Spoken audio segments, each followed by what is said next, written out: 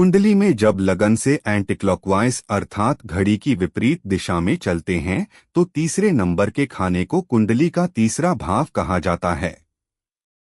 इस भाव से साहस, संचार, छोटे भाई बहन, छोटी यात्राएं, लेखन, बोलने की कला आदि बातों का विचार किया जाता है। यह व्यक्ति के पड़ोसियों के बारे में भी बताता है और छोटे भाई बहनों से उसका संबंध किस प्रकार से होगा यह भी बताता है।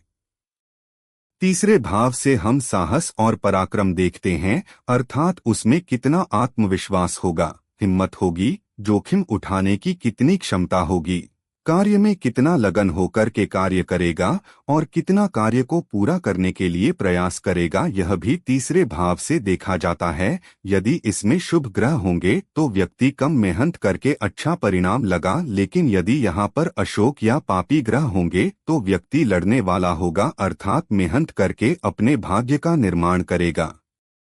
तीसरे भाव से संचार के बारे में भी बात की जाती है, अर्थात उसके बोलने और लिखने की क्षमता को भी देखा जाता है, उसके संवाद करने की शैली को भी देखा जाता है, मीडिया लेखन की कला से भी इसका संबंध देखा जाता है। तीसरे भाव से भाई बहन और उनके साथ में संबंध को भी देखा जाता है। यदि तीसरे भाव में शुभ ग्रह होंगे तो व्यक्ति का अपने छोटे भाई बहनों के साथ में मधुर संबंध होगा। यदि तीसरे भाव में अशुभ या पापी ग्रह होंगे तो उनके सब साथ संबंध अच्छा नहीं होगा। तीसरे भाव से छोटी छोटी यात्राओं को भी देखा जाता है। जो ग्रह तीसरे भाव में होता है, जब उसकी दशा चलती है तब आदमिया जातक छोटी छोटी यात्राएं बहुत करता है। पड़ोस को भी देखा जाता है और उन छोटी छोटी यात्राओं से मिलने वाले अनुभव को भी देखा जाता है।